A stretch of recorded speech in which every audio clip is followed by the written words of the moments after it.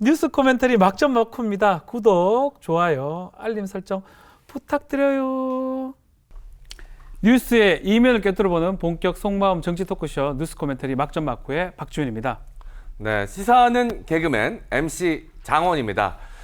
박지훈 형님, 제가 드릴 말씀이 좀 있습니다. 왜요? 저희 게시판에 댓글이 하나 올라왔는데요. 이런 내용이었습니다. 박변 막전 막후에서 너무 긴장하네. 패널 할 때처럼 좀 하세요. 다른 방송 패널 하실 때는 좀 편해 보였는데 여기선 좀 불편해 보이셨나 봐요. 불편한 건 아니고 네.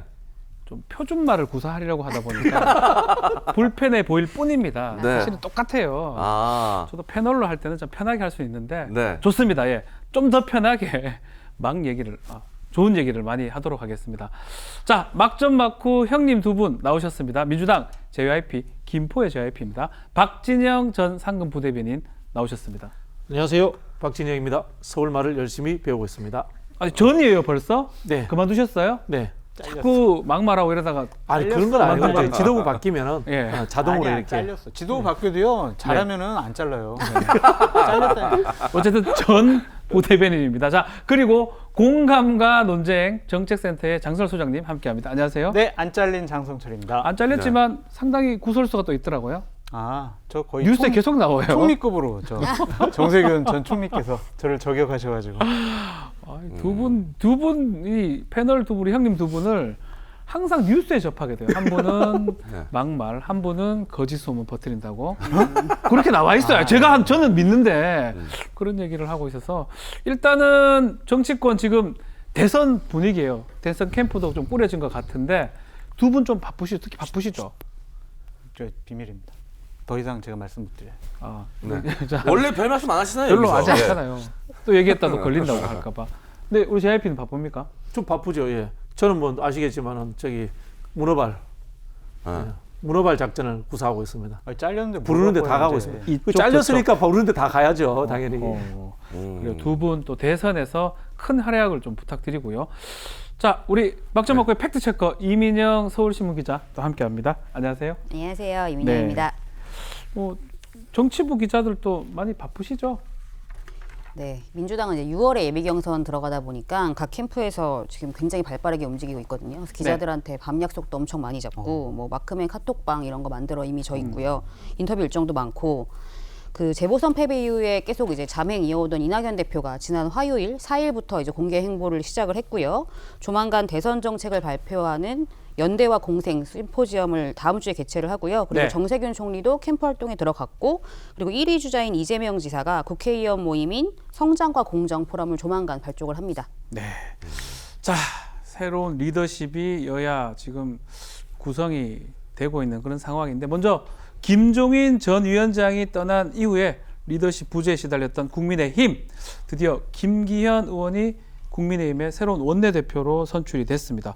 자, 김태흠, 권성동 만만치 않은데 좀 크게 앞섰다고 봐도 무방할 것 같거든요. 김기현 의외의 승리다라는 분석도 있는데 일단은 이거 어떻게 해석해야 됩니까? 뭐 능력 있고 좋은 분이 됐다라는 일반적이고 원론적인 평가는 이제 많이 보셨잖아요. 딴 방송에서 네. 하시고요. 네. 예. 딴 방송에서 하시면 됩니다. 전 두 가지 이유라고 봐요. 네. 하나는 퇴역, 침박, 거물들의 바로. 와, 이거 좀 뉴스 날 일인데 두 퇴역, 번째는- 침박, 거물들. 네. 두 번째는 철없는 초선 의원들의 부안해동.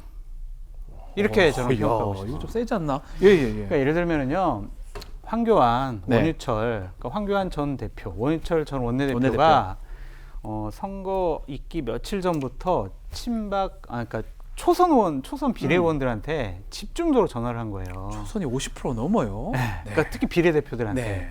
자기네들이 공천했잖아요. 그렇죠. 그러니까 이번에 좀 김태훈 의원 또 3표 나오면은 불쌍하니까 네.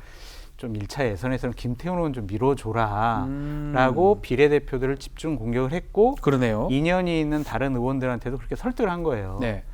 그것에 대해서 비례 초선 의원들이 상당 부분 넘어갔어요. 오. 원래는 권성동 의원이 대략 한 14표 정도 확보를 했었는데 12표가 빠졌다라고 하더라고요.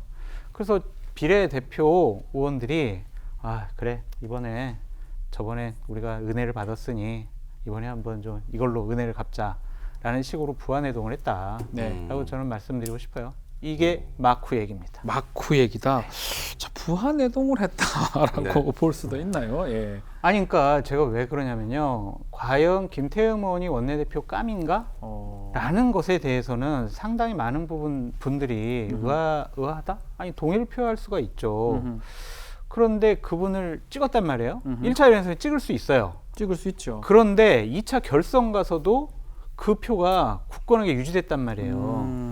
그러니까 친박 세력들이 아직도 30표, 34표가 친박 세력이 공고하게 자리 잡고 있다. 그래서 저는 이거는 국민의힘의 앞으로의 큰 덫 이런 것이 될 것 같다. 일단 김기현 의원이 된 거는 뭐 크게 문제가 없는데 김태흠 의원이 그만큼 표 받은 게 조금 말이 안 본인도 된다. 놀랐대요. 그 본인도 부분이네요. 놀라가지고 네. 너무 당황했다는 거예요. 네. 그러니까 현장 분위기 얘기를 들어보면은 정말 다 멘붕이었답니다. 멘탈이 나갔다. 오호. 네, 알겠습니다. 저는 이 기자들의 분석도 한번 들어보고 싶은데 네. 김기현 원내대표가 4선 의원의 그 지략가라고 알려져 있다고 하더라고요. 근데 저는 개인적으로 이 울산 고래고기 환부 사건밖에 안 떠오르거든요. 이 어떤 부분이 다른 의원들에게 좀 어필한 걸까요? 진짜 많은 분들이 김기현 아마 울산시장 시절에 고래고기 사건이나 고래고기밖에 모르겠어요. 예. 아니면은 그 이후에 뭐 선거 개입 그렇죠. 의혹 사건 뭐 그런 걸로 기억을 하실 거예요. 근데 그게 왜냐면 이분이 영남이긴 한데 굳이 따지면 이제 특정한 계파가 없고 조금 뭐 비주류나 소장파에 속해서 이렇게 두드러지는 인물은 아니었어요. 근데 대신에 이제 이분이 뭐 대변인, 원내 수석 그리고 정책위장을 지낸 정책통으로 알려져 있어요. 그리고 네. 경선 과정에서는 이제 통합을 내세운 게 조금 먹히지 않았나 보이긴 하는데. 그 말씀하셨다시피 김 대표가 선출된 데는 초선표가 좀 영향을 많이 미쳤다고 하더라고요. 1차 득표가 34표였는데 결선에서 66표를 받았거든요. 네. 뭐 산술적으로 계산해 보면은 권성동, 유이동 의원 표를 다 가져온 받아왔다. 거잖아요. 네. 예. 초선들이 아무래도 그동안 뭐 중도로 외연 확장해야 된다 이런 얘기를 했는데 강경투사보다는 조금 온건하고 합리적인 지략가 느낌의 김기현 원내대표를 선택한 걸로 봐야 되지 않나. 왜냐하면 김태흠 의원은 이제 강성 친박이기 때문에 조금 심리적으로 거부감이 있을 수가 있거든요. 그리고 이념이나 성향 스펙트럼을 봐도 김태흠 의원을 굳이 따지면 오른쪽, 뭐 유이동 의원이 왼쪽이면 김기현 의원은 좀 중간에 중간적으로? 속하는 그런 선택을 한 것으로 보입니다. 자, 보니까 김태흠 의원 35표를 받았고요. 권성동 의원은 20표를 받았는데 지금 말씀하신 것처럼 확실한 거는 김태흠 의원은 뭐 친박 맞아요. 권성동 의원은 친이라고 보기는 어렵지만 비박은 확실한 것 같고 예전에 김무성계라고 볼 수도 있는 것 같은데 김기현 의원은 그냥 딱 중간이라서 뽑힌 건가요, 그러면? 그러니까 권성동 의원이 안 된 이유를 살펴보는 게 더 나을 것 같아요. 오히려 권성동 의원이 조금 더 유력했다고 말씀하시는 거죠, 지금? 그 많은 기자분들이 그렇게 전망을 했었는데 네. 첫 번째로 권성동 의원이 안 된 이유가요. 친박들의 견제가 심했던 것 같아요. 그러니까 서병수 의원이 본회의장에서 아니 박근혜 탄핵 잘못된 거 아니지 않아요? 라고 네. 했다가 원내대표 선거 전날에 SNS에다가 글을 올려가지고 거의 권성동 오면 되는 안 된다라는 식으로 SNS에 올렸어요. 네. 그러면서 친박표를 단속을 했고 또 하나는 마포 포럼이라고 있잖아요. 네. 전직 이제 의원들의 모임 김무성 전 대표가 중심인데 그분들이 며칠 전부터 초선 의원들한테 이번에 권성동 좀 밀어주라고 전화를 많이 했대요. 그런데 그게 역효과가 난 거예요. 오히려 네. 효과가 난 것이다. 초선 의원들이 아하. 권성동 의원한테도 얘기를 하더래요. 자꾸 너무 전화 와가지고 오히려 거부감 생긴다. 당신 되면은 김무성 아바타가 되는 거 아니냐. 아하. 이런 식의 얘기를 많이 하더라는 거예요. 그러고 제가 권성동 의원하고 끝나서 통화를 해봤더니 네. 이 판을 가장 잘 본 거는 홍준표 전 대표였다라고 그러더라고요. 홍준표 대표가 잘 봤다. 뭔 소리예요? 그랬더니 내가 출마하려고 인사하러 갔더니 홍 대표가 야 너 출마하지 마 이러더래. 왜 출마하지 마요? 그랬더니 야 너는 탄핵소추위원장 해가지고 지금 너는 그런 굴레가 써져 있어. 안 된다. 그래서 너는 지금 나가도 안 돼. 그러더라는 거예요. 나중에 판단해 보니까 홍 대표가 날카롭게 상황을 봤구나라고 생각을 했답니다. 약간 지금 말씀을 들어보면 어부질이 비슷하게 얘기를 하거든요. 김태흠도 안 되고 권성동하고 안 되니까 중간에 있는 김기현 계파가 좀 없다고 보이는 김기현 의원이 원내대표 된 것이다. 이렇게 분석이 가능한 건가요? 아까 우리 장 소장님 이야기할 네. 때 퇴역 친박들이 바로 했다. 네. 뭐 그게 저도 먹혔다. 먹혔다. 반대급부로 먹혔다 이런 아하. 말씀. 고려시대 공민왕들 우리 공민왕 때 뭐 권문세족 바로 이런 그렇죠. 건문세족이 나오죠. 권문세족 생각이 나는데 네. 세족이 오래 가네요. 어허. 생각보다 친박이 오래 간다는 네. 생각이 들고요. 이게 원내대표 선거는 우리가 생각하는 거는 좀 다른 점이 있습니다.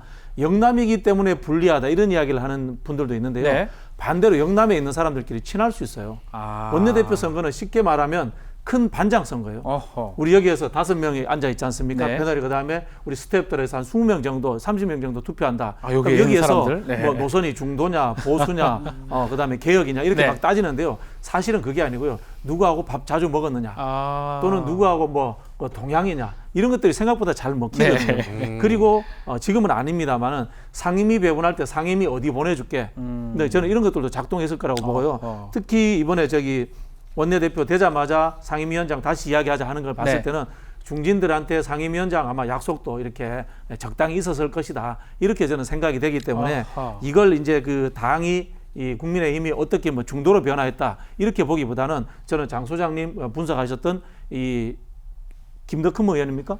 김태흠. 김태흠 의원. 네. 이름이 남의 섞였네. 다른 당이라고. 아니, 박덕흠 의원하고 김태흠 의원 섞였네. 박특혜는 또 무소속돼 있고요. 아, 그렇습니다. 사람 이름 외우시는데 흠이 많으시네요. 아이고.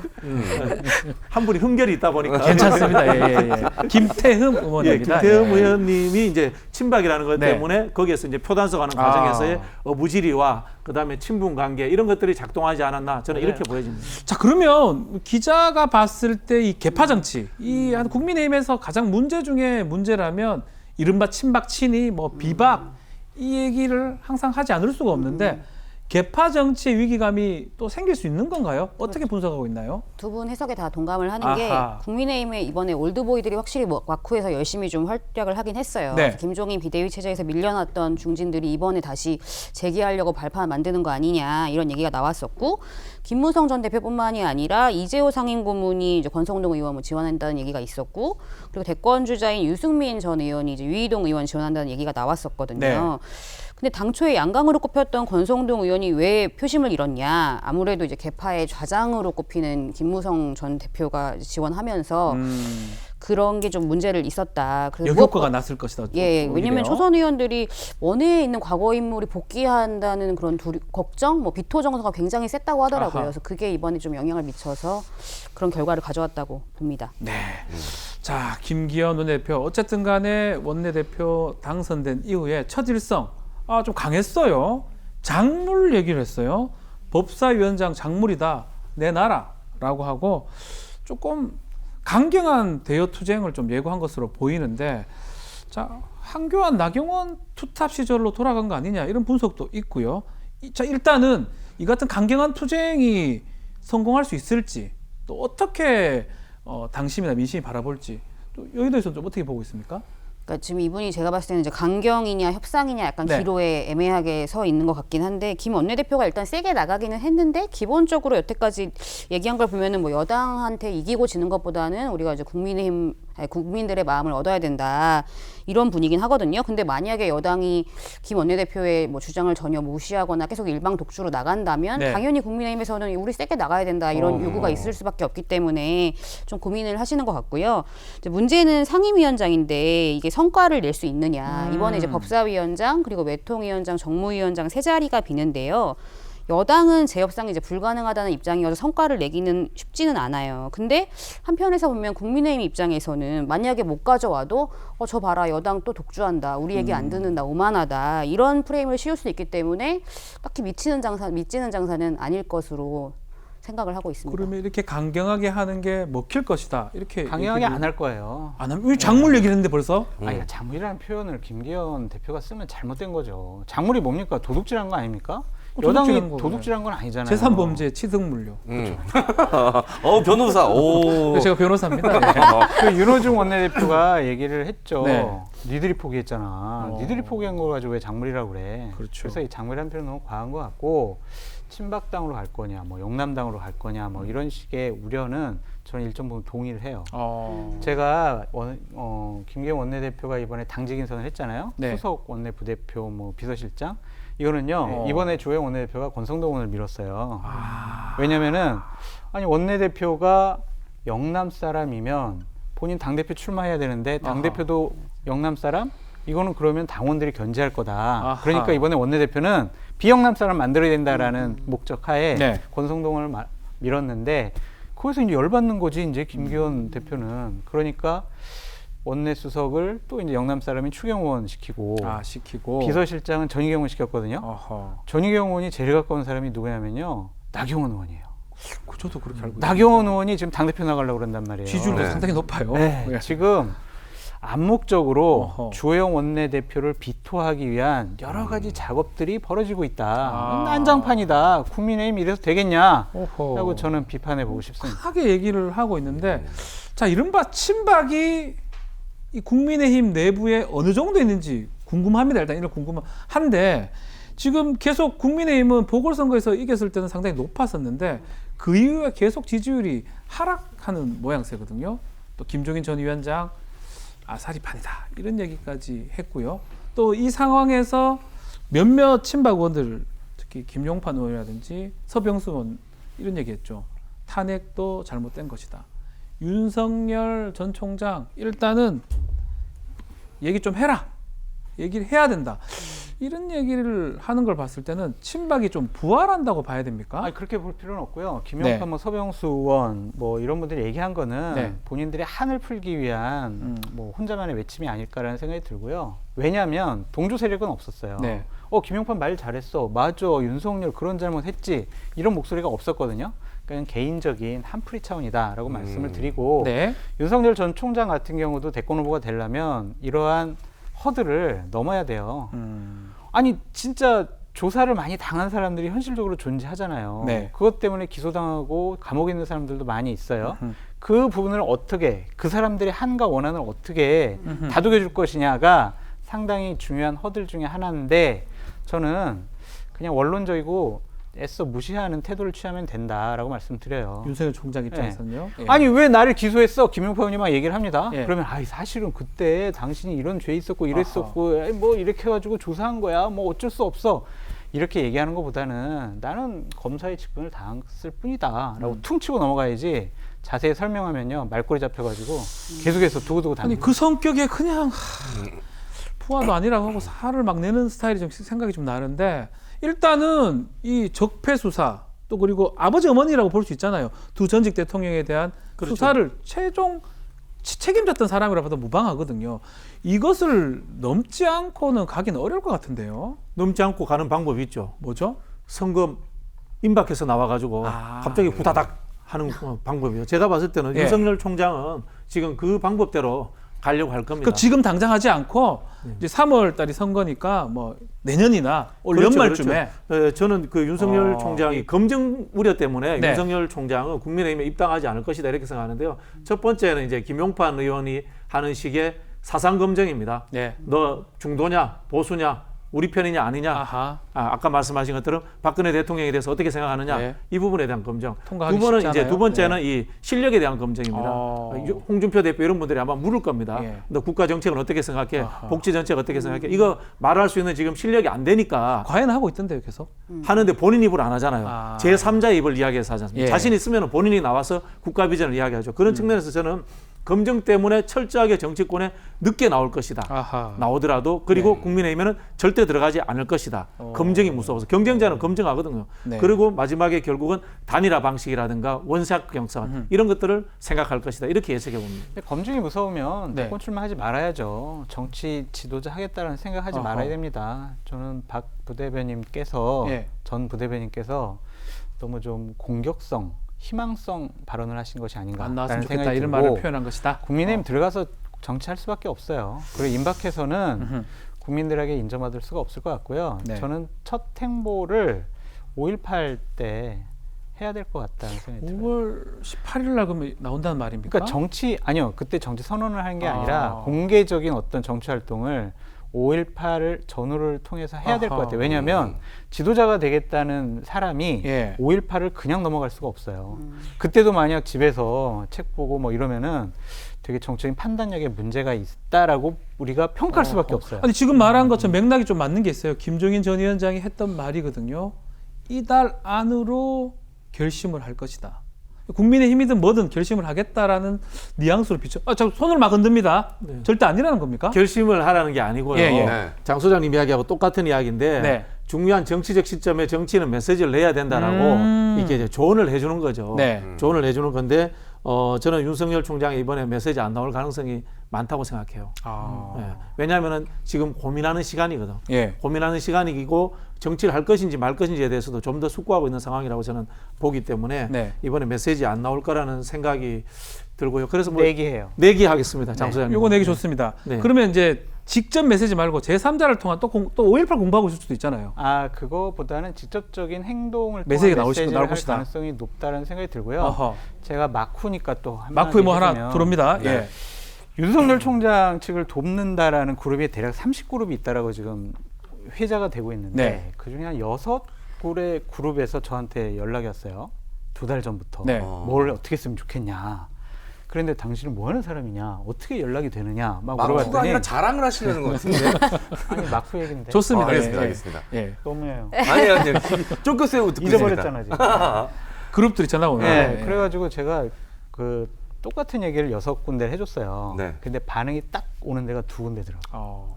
그래서 야 여기 누가 있나라고 봤더니 제가 인정하는 정말 이 정치권에 전문가들이 붙어 있더라고요. 어. 그래서 제가 생각한 게 적어도 실수는 하지 않겠구나. 저렇게 차분하게 뭔가를 준비해 나간 모습 보이는 것은 선수가 붙었다. 근데 아하. 정말 제가 안심이 돼요.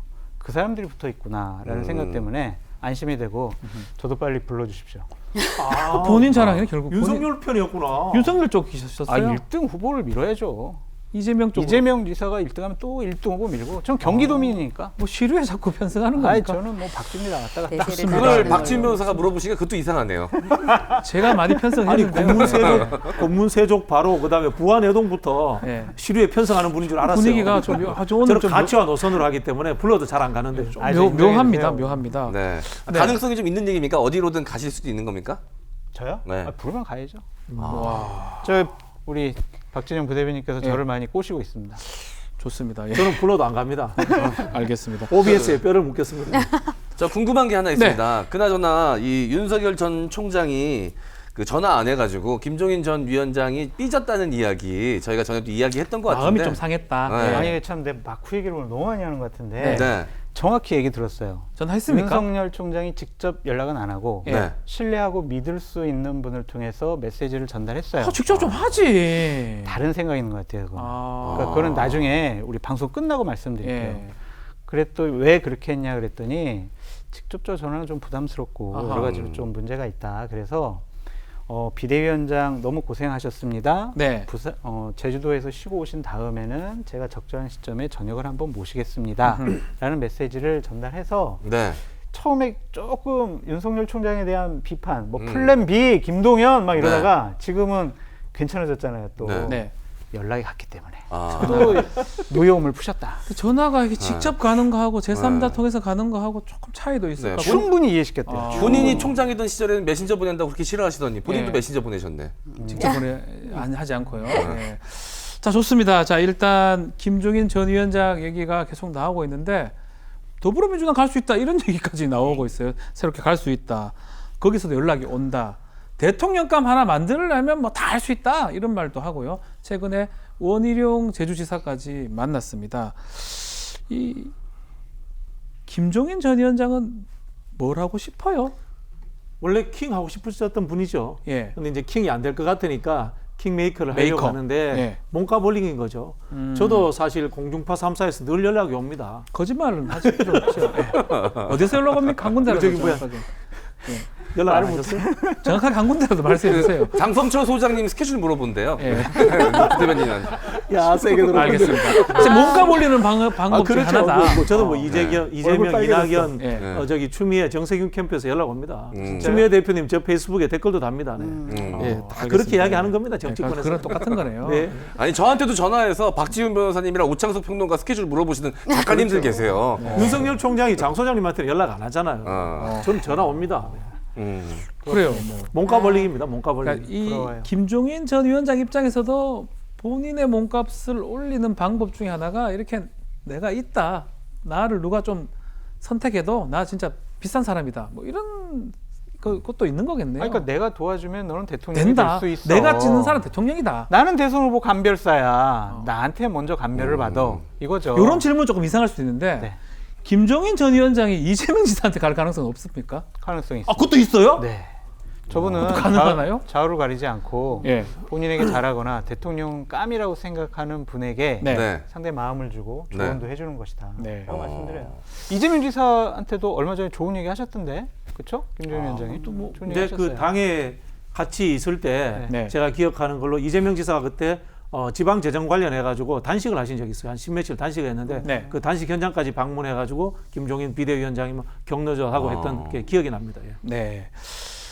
자, 곧 국민의힘도 당대표 선거가 있는데 어쨌든 간에 지금 김기현 원내대표가 당선이 된 상황이고요. 당대표에 여러 분들이 거론이 되는데 나경원 전 의원 당대표가 이게 당신 민심 7.3 제가 그래 알고 있거든요. 국민의힘. 이 당 안에서는 상당한 높은 지지율을 받는 것 같아요. 저희 그때 통화도 같이 하지 네, 않았습니까? 네, 네. 저는요, 되게 가능성이 높다고 봐요. 그러니까 일반 국민 여론조사를 하면 네. 상당히 높게 나올 가능성이 높고 당원들도 상당히 고마워하고 애틋해하고 있다. 네. 상당한 경쟁력을 갖고 있다라고 전망해 봅니다. 어떻게 박진 부대변인 또 나경원 전 의원의 가능성은 좀 높게 저는 봅니까? 높다고 봅니다. 예. 제가 늘 관심을 가지고 봐왔습니다. 그분을. 네. 왜요? 이른바 오세훈 시장하고 이제 경선 붙을 때 그 네. 룰하고는 지금 완전 다른 거죠. 그러니까 이분이 오세훈 예. 시장하고 경선 붙을 때 보면 좀 더 강성인 입장을 취했지 않습니까? 네. 강성이라는 입장이 전국적으로 좀 먹힐 수 있고요. 네. 그 다음에 그럼에도 불구하고 지역적으로 수도권의 지지를 또 받고 있습니다. 아하. 그런 측면에서 저는 이 강성이라는 측면에서 영남표를 일부 가져올 수도 있고요. 네. 한편으로 보면 그다음에 수도권이나 지역적 특성도 가지고 있고 이래서 저는 상당히 경쟁력이 있을 것이다 이렇게 보고 있습니다. 될 수도 있을 것이다. 네. 네. 지난번 민주당에서도 이 강성 당원들을 두고 뭐 당심이냐 민심이냐 뭐 이런 논란들이 좀 있지 않았습니까? 그런데 요즘에 국민의힘을 보면 상황이 좀 비슷한 것 같습니다. 이 민심 반영을 위해서 당대표 선거의 일반 여론조사 비율을 좀 높여야 한다는 목소리가 높은데요. 네. 또 한쪽에서는 이 당이 당원을 배제해서는 안 된다라는 또 반박도 존재하고 있는 상황입니다. 이 장성철 소장님이 민심 이야기를 평소에 많이 하셨어요. 민심을 헤아려야 된다. 이런 얘기 많이 하셨으니까 이거 어떻게 좀 풀어나가야 될까요? 당은요, 네. 당원들의 당이 아니에요. 저는 거듭 말씀드려요. 당은 국민들의 국민의 당이다. 당이다. 국민의당? 그래서- 죄송합니다. 국민의힘이죠. 예, 국민의힘. 네. 그래서 항상 이 국민의 민심이 당심에 반영될 수 있도록 제도적으로 항상 이 수정을 해나가야 돼요. 네. 그것이 당대표 선거도 마찬가지라고 저는 생각이 듭니다. 음. 지금 7대3인데 이 부분은 좀 수정 볼 필요가 있다. 네. 당심은 민심을 이길 수가 없다. 네. 그러니까 항상 국민의 눈높이에 맞춰야 한다라고 말씀드리고 싶습니다. 자, 민주당도 가보겠습니다. 민주당도 최근에 이른바 강성 친문의 문자 폭탄 여러 가지 얘기들이 나오고 있는데 일단은 당 대표가 선출이 됐는데 송영길 의원이 3수 끝에 지금 당선이 된 상황입니다. 홍영표 의원을 간발의 차이로 꺾었는데요. 자, 최고위원들 보니까 최다 득표자가 김용민 의원이고요. 이게 강성 친문이 더 견고해졌다는 얘기도 있고 아니다 견제하는 것도 될 수 있다라고 하는데 일단 이거 평가 좀 해주십시오. 예, 일단 그 민주당은 당원들의 당입니다. 네, 당원들의 당인데요. 정당은 당원의 정당이면서도 이 국민들의 의견을 늘 받아 안아야 됩니다. 그런 측면에서 이번에 우리 민주당의 결과를 보시면요. 송영길 대표가 국민 여론조사에서도 1등을 했고 대의원에서도 1등을 했습니다. 네. 당원 여론조사에서도 2등을 했지만 거의 1등이나 진배 없습니다. 예. 그 이야기 뭐냐면 당신과 민심은 별로 괴리되지 않는다. 살아있는 정당이다. 민심 속에서 당원들의 생각과 국민들의 생각이 별반 다르지 않다. 그 말씀을 제가 드리려고 이 있습니다. 하는 거고요. 예, 그 말씀하세요. 일반 국민 여론조사가요. 그냥 일반 국민 여론조사 아니에요. 당신은 민주당을 지지합니까? 그 사람들 대상으로 조사한 거예요. 그러면 안 됩니까? 되는데 지금 당신과 민심이 같다라고 말씀하셨잖아요. 아, 예, 예. 그게 다 같은 편끼리 조사한 거다. 같은 편이다. 이 당원과 지지층은 다른 거죠. 그러면은 정당을 지지하지 않는 사람들하고 정당을 할 수는 없잖아요. 현실적으로. 네. 예, 그런 정당을 부분에는 지지하지 않는 분들의 마음을 얻어야 선거에서 이길 수가 있어요. 그건 이제 여당으로서 이제 거버너가 됐을 때 이 통치 행위로서의 이렇게 통합적인 행동을 한다는 것이 정당은 다른 거예요. 그렇게 하시면 이제 우리가 정당 안 하고 늘 여론조사하면 되죠. 좋습니다. 네. 자, 이 결과에 그래서 대해서 결과에 말씀하십시오. 대해서 예. 말씀을 드리자면은 송영길 대표가 가지는 정치적 웨이트가 다른 후보들보다 달랐다는 거죠. 좀 뭐 인천시장도 하고 많은 걸 그렇죠. 했죠, 그 사실은. 쉽게 말하면 인지도가 네, 높았다는 더 높죠. 겁니다. 네. 송영길 시장에 대해서 많이 알고 있는 부분이 있고 다른 분들에 대해서는 잘 모르는 거고요. 네. 이것은 이게 좋든 나쁘든 송영길 시장은 자기 정치를 꾸준히 해왔다는 뜻입니다. 송영길 정치라는 것이 우리가 인식하고 있는 측면들이 분명히 있습니다. 좀 실용주의적 경향들, 그다음에 또 외교 관계라든지 이런 그렇죠. 것들에 대해서 중점적으로 보는 시각들 이런 것들이 존재했기 때문에 저는 이 별 인기가 없는 선거, 솔직히 인기가 없는 선거였지 않습니까? 이슈가 안 되는 선거였는데 재미는 없었어요. 네, 재미없는 네. 이런 선거에서는 인지도 높은 자기 정치가 있는 사람이 유리할 수밖에 없었다. 네. 뭐 저는 그런 생각이 들고요. 송영길 시장이 자기 표를 저는 갖고 있다고 생각합니다. 자기 관리형 표? 당대표 이상의 예. 그런 부분에서 대선 주자의 런닝메이트로서의 충분히 역할을 할 수 있을 것이다. 이렇게 좀 기대를 해봅니다. 자, 그러면 이 기자가 봤을 때는 이 결과에 대해서 민주당 내에서는 좀 어떻게 평가하고 있고 기자들은 또 어떻게 보고 있습니까? 그러니까 이게 실제로 민주당 내에서도 해석이 되게 분분해요. 특히나 이제 본인이 뭐 친문이냐 비문이냐 아니면 네. 어떤 캠프나 계파에 속해 있느냐에 다 따라서 제가 얘기 들어보면 네. 다 자기는 친문이래요. 저 박진영 부대표 친문 맞죠? 송영길 후보도 친문입니다. 다 송영길 친문이에요, 대표는 그러는데 다 친문입니다. 친문 아닌 사람 본 적이 없어요. 근데 이번에 재밌는 게 예. 송영길 대표가 당선되고 나서 사실 내가 뭐 진짜 친문은 아니지 이런 분들이 약간 생겨나기 진짜 시작했습니다. 친문 아니다. 예. 그래서 제가 아마 중립적인 입장에서 좀 정리를 해보면 네. 친문의 유력을 확인을 하긴 했는데 그게 전부는 아니었다. 저는 이렇게 생각을 하는 게 아무래도 원내대표가 이제 친문 윤호중 의원이 됐기 때문에 당 대표는 비문으로 가야 한다. 이런 견제와 균형 원리가 저는 조금 적용이 됐다고 아하. 봐요. 무엇보다 정권 재창출을 위해서 조금 뭐 마냥 친문으로 가는 건 좀 무리가 있다. 뭐 이런 심리가 있었던 것으로 생각을 하고 아무래도 3파전으로 가면서 송영길 대표가 좀 반사 이익을 보긴 했죠. 그래서 이게 홍영표 의원이 35%를 받았는데 이게 진짜 친문표다 이런 시각도 있고요. 진짜 친문표다. 35%밖에 안 된다는 시각이 있고 아니다. 우원식 후보가 받은 28%까지 합치는 게 친문표다. 뭐 이런 의견도 나오고요.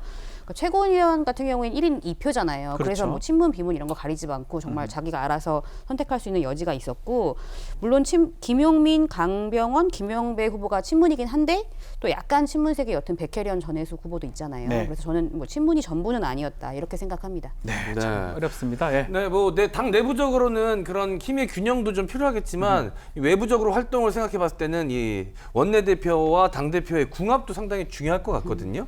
자, 그런데 윤호중 원내대표도 친문이고 최고위원도 친문인 상태에서 벌써부터 이 송영길 대표를 향해서 비난의 목소리가 이 게시판에 있습니다. 뭐 야당 대표냐 뭐 이런 이야기도 있고 이 현충원 행보를 두고도 말들이 많은데 과연 이 당 대표 원내대표 궁합 어떨 거라고 보십니까? 그 두 사람 이 송영길, 윤호중 어떤 느낌 좋아요? 안 좋아요. 예, 알겠습니다. 저는 예. 난장판 될 것 같아요. 국민의힘이 아사리판 예를 들면 하듯이. 2014년도에 비주류인 김무성 예. 당 대표가 되고 최고위원들이 다 친박 서청원 등등. 예. 예. 그리고 원내대표가 그때 유승민 의원이었는데 예. 바로 그냥 잘라버리고 원유철 의원을 시켰어요. 예. 그래서 원유철 의원이 가장 강력하게 김무성 대표한테 대들고 여러 가지 결정을 방해를 했거든요. 저는 이럴 가능성이 높다. 이거에 대자비로 보인다라는 생각이 들고 당 대표가요. 권한과 리더십을 가지려면요. 몇 가지 조건이 있어요. 네. 하나는 국민적인 지지도가 나와야 돼요. 그래서 국민의 여론을 받고 야 내가 결정하는 거 국민이 원하는 거야. 그러니까 나에게 권위를 실어줘라고 하든지 네. 아니면은 청와대라는 권력이 확실하게 뒤를 밀어주는 거. 아유, 송영길 대표의 뜻은 우리의 뜻이야. 그러니까 다 따라와. 이러든지 아니면 절대 다수의 의원들이 자 송영길 대표 잘한다. 우리 송영길 대표 체제로 중심으로 뭉치자. 이래야 되는데 이 세 가지 흔적이 아무것도 안 보여요. 보인다. 결국에는 되게 허수아비 그러한 대표가 될 가능성이 높고 송영길 대표가 수합이 될 것이다. 네. 윤호중 원내대표 위주로 돌아갈 것이다. 최고위원들도 봐보세요. 강성 강성 그래요. 친문 세력이란 말이에요. 지금 새누리당 때 얘기를 하고 있습니다. 김무성 최고 때 그때 서청원 그 친박 등 포위당한 모습을 지금 상정에서 얘기를 했습니다. 민주당의 이제 당원 당규를 잘 모르시니까 이제 예. 그렇게 이야기를 하시는데요. 민주당의 당원 당규는 대표에게 절대 권한이 주어지도록 그렇게 되어 집단 있습니다. 지도 체제가 아니죠. 예, 단일성 지도 체제라고 네. 이렇게 이야기하는데요. 그리고 원내대표가 투톱으로 넘버 2가 된 지도 몇 년 채 안 됩니다. 그전에는 원내대표가 최고위원보다도 뒷자리에 있었습니다. 그런 측면이 있고요. 지금 의총회 많이 하지 않습니까? 의총회에서 당론 결정을 할 수 없도록 되어 있습니다. 민주당에서는. 정책 당론 외에 주요한 정치적 당론에 대해서는 의총에서 결정할 수가 없습니다. 그런 식으로 되어 있기 때문에 제가 아까도 말씀드린 것처럼 원내 중심 정당이 아니고 당원 중심 정당이라고 제가 계속해서 그런 말씀을 드리는 거고요. 저는 이제 개인적인 친분 관계로서 저는 뭐 윤호중 의원하고 더 가깝습니다만은 네. 윤호중 의원이 이제 이런 부분에 대해서 좀 화합형으로 잘 조정을 잘 할 것이다. 저는 그렇게 생각합니다. 윤호중 의원이 외부로 보이는 이 강성 이미지와 달리 일하는 방식은 굉장히 합리적이고 조직적입니다. 아주 조직적인 분이기 때문에 송영길 대표가 사실은 송영길 대표가 가지는 캐릭터상의 이 네. 우려가 조금씩 있는 건 사실이지 않습니까? 저도 이제 동의하는 게 현충원에 가서 저는 이승만 대통령, 박정희 대통령 묘소에 저는 뭐 참배를 잘했다고 생각합니다. 예. 다만 꼭 글까지 남길 필요가 있었을까? 우리 지지층들을 생각한다면은 그런 부분이 있었는데 저는 이런 부분들을 오히려 저는 윤호중 그 원내대표가 잘 케어하고 가지 않을까 이렇게 생각합니다. 그 부대변님의 바램 아닙니까? 이게 권력이요. 어차피 그 당이니까 바람대로 바라는 거겠죠. 그래야 되나요? 그래도 우리 냉철한 분석을 해야 되지 냉철하게, 않습니까? 그러니까 이게 보면은요, 이제 대선이 있잖아요. 네. 대선 후보들 간에 서로 줄 선 사람들 많을 거예요. 편들어줘야 되기도 많이 편들어주고, 그다음 문재인 대통령 지지율 하락하게 되면은 또 차별화해야 된다고 그러고, 네. 그거를 잘 관리할 수 있을 거라고 솔직히 자, 저는 기대를 좋습니다. 못하겠어요. 대선 얘기가 나왔는데 결국 지금 당대표 뭐 여든 야든 똑같습니다. 다음 대선까지 어떻게 관리하고 후보하고 어떻게 시너지를 낼까 이게 가장 중요하다고 우리 다 짚어주셨던 건데 먼저 송영길 그리고 민주당 뭐 이재명 지사일 수도 있고 다른 후보일 수도 있는데 시너지가 날까요? 일단은 이제 이재명 지사는 좋죠. 좋은 게 겁니까? 이제 이 본인은 영남 출신이지 않습니까? 예. 지역적으로 봤을 때 호남 후보입니다. 호남 당 대표입니다. 네.